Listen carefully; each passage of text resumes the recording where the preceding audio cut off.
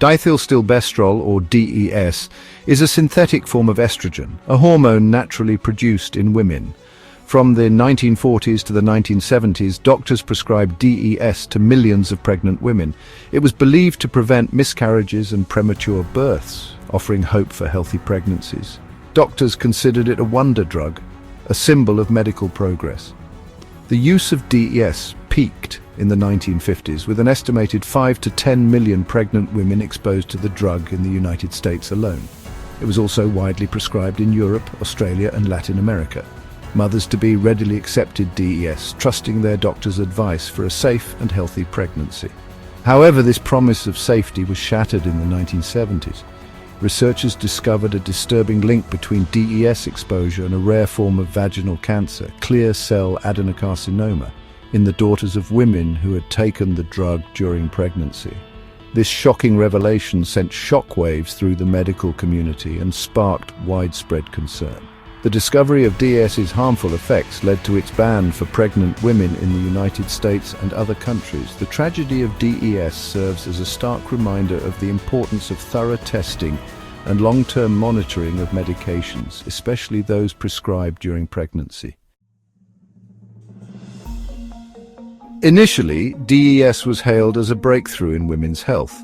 It seemed to address a pressing need, promising to reduce pregnancy complications and improve maternal and fetal outcomes. Early studies on DES showed promising results, but these studies were later found to be flawed and unreliable. As more women took DES, a clearer and more disturbing picture began to emerge. The drug, once seen as a symbol of scientific progress, was revealed to have a dark side. The increased risk of a rare vaginal cancer in DES daughters was just the tip of the iceberg. Further research uncovered a wide range of health problems linked to DES exposure, both in women who took the drug and their children. These included an increased risk of breast cancer in women, reproductive tract abnormalities, fertility problems, and immune system disorders. The realization that a drug intended to protect health could cause such harm was a harsh wake-up call. The DES tragedy highlighted the potential for unforeseen consequences of medical interventions, especially when used during critical periods of development. It underscored the need for rigorous scientific scrutiny and the importance of patient advocacy in ensuring medication safety. DES acts as an endocrine disruptor, meaning it interferes with the body's endocrine system. The endocrine system is responsible for producing and regulating hormones, which act as chemical messengers controlling various bodily functions. These functions include growth and development, metabolism, reproduction, and mood.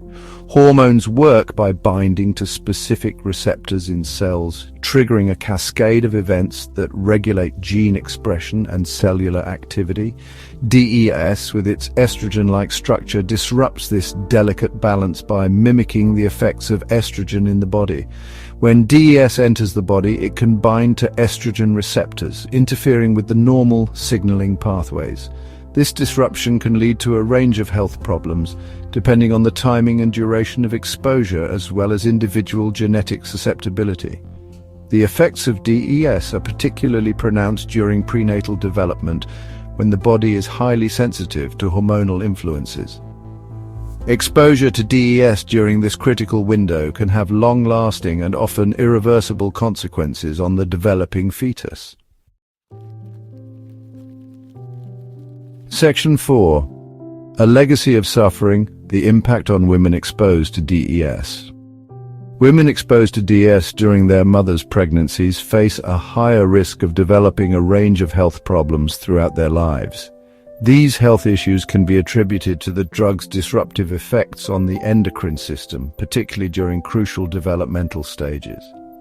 One of the most concerning risks for DES daughters is the increased likelihood of developing clear cell adenocarcinoma, a rare and aggressive form of vaginal cancer.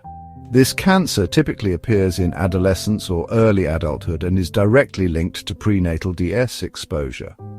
Beyond clear cell adenocarcinoma, DES daughters also experience a higher incidence of reproductive tract abnormalities. These abnormalities can include structural changes to the uterus, cervix and vagina, potentially leading to difficulties with fertility and pregnancy. DES exposure is also associated with an increased risk of other reproductive health issues in women. These include ectopic pregnancy, a life-threatening condition where the fertilized egg implants outside the uterus, and premature birth, which carries risks for both the mother and the baby. Section 5. The unseen scars health issues in DES daughters. While the physical health problems associated with DES exposure are well documented, the psychological and emotional toll on DES daughters is often overlooked. These women may experience anxiety, depression, and feelings of anger and betrayal upon learning about their exposure and its potential consequences. The uncertainty surrounding their health and future fertility can be a significant source of stress for DES daughters. Many grapple with the knowledge that they may face challenges in conceiving or carrying a pregnancy to term, leading to feelings of grief, loss, and inadequacy. For those who do become pregnant, the journey can be fraught with anxiety and fear. These daughters may experience heightened worry about miscarriage, premature birth, or potential health problems in their children.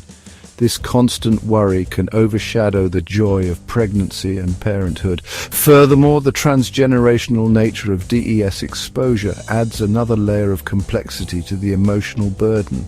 DS daughters may grapple with feelings of guilt and responsibility, knowing that their children may also be at risk for health problems due to their exposure.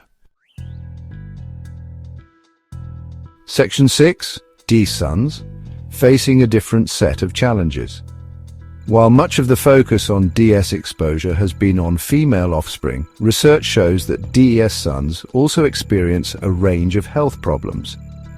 These issues may manifest differently compared to DS daughters, but they are no less significant.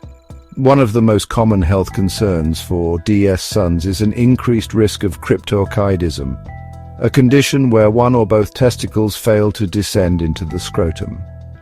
This condition can affect fertility and increase the risk of testicular cancer later in life.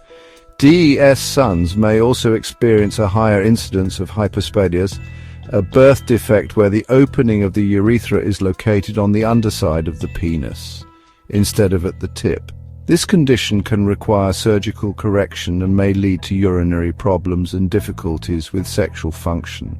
Studies have also suggested a possible link between DES exposure and an increased risk of testicular cancer in DS sons.